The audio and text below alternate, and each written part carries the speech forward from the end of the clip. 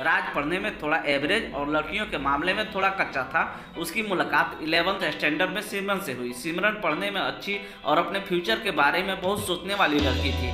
11th खत्म होते थे अच्छे दोस्त बन गए थे। राज ने सिमरन से अपने प्यार का इजहार कर दिया, लेकिन सिमरन ने इनकार करते हुए बड़े प्यार से उसे समझाया कि इससे हम दोनों की ज़िंदगी खराब हो जाएगी, क्योंकि हम ना ही क्लास में पढ़ाई कर पाएंगे और ना ही घर पर। राज को सिमरन की बात थोड़ी बुरी लगी, लेकिन फिर उसे समझ आ गया कि सिमरन सही कर रही है और उसने अपने फ्यूचर और पढ़ाई पर फोकस करना शुरू कर दिया।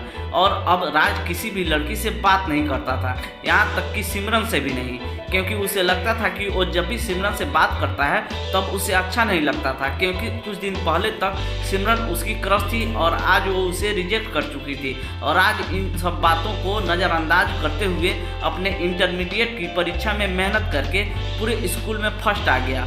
बाद में राज दिल्ली के एक कॉलेज से बीटेक करने लगा। अब वहाँ भी वो किसी लड़की से बात नहीं करता था, क्योंकि सिमरन से उससे जो भी बातें कही थी कहीं ना कहीं उसके दिल में बैठ गई थी। और जब भी उससे लड़की कोई बात करती थी वो मुंह मोड़ देता। धीरे धीरे अपने पढ़ाई में और भी अच्छा होता गया और आखिर में आते आते वो अपने कॉलेज में भी टॉप 10 की लिस्ट में आ गया और उसे कॉलेज से प्लेसमेंट भी मिल गई और वो जॉब करने फिर से मुंबई चला गया।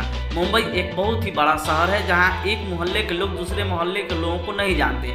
वहीं जब राज ऑफिस गया तो उसे वहाँ सिमरन दिखी, लेकिन अब सिमरन के लिए उसके दिल में कोई जगह नहीं थी और इसलिए वो हर बार सिमरन से छिपता रहता। इसलिए नहीं क्योंकि वो उससे नाराज था, बल्कि इसलिए क्योंकि वो फिर से सिमरन की ज़िंदगी में नहीं आना चाहता था।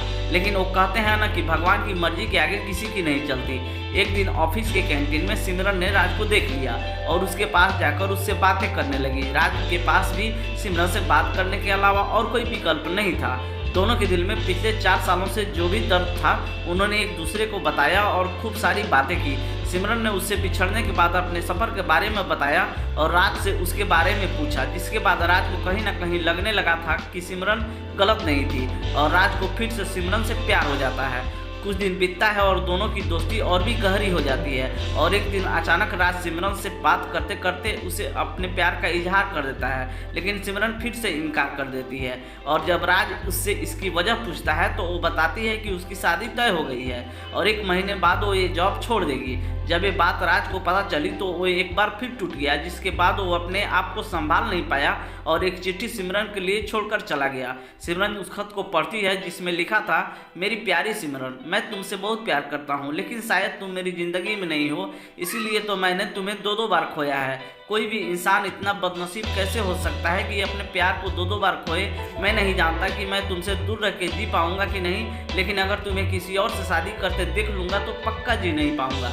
मैं तुम्हें और इस शहर दोनों को छोड़ के जा रहा हूँ। शायद तुम मुझे भूल जाओ, लेकिन दूसरी बार मिलने के बाद मैं तुम्हें कभी नहीं भूल पाऊँगा।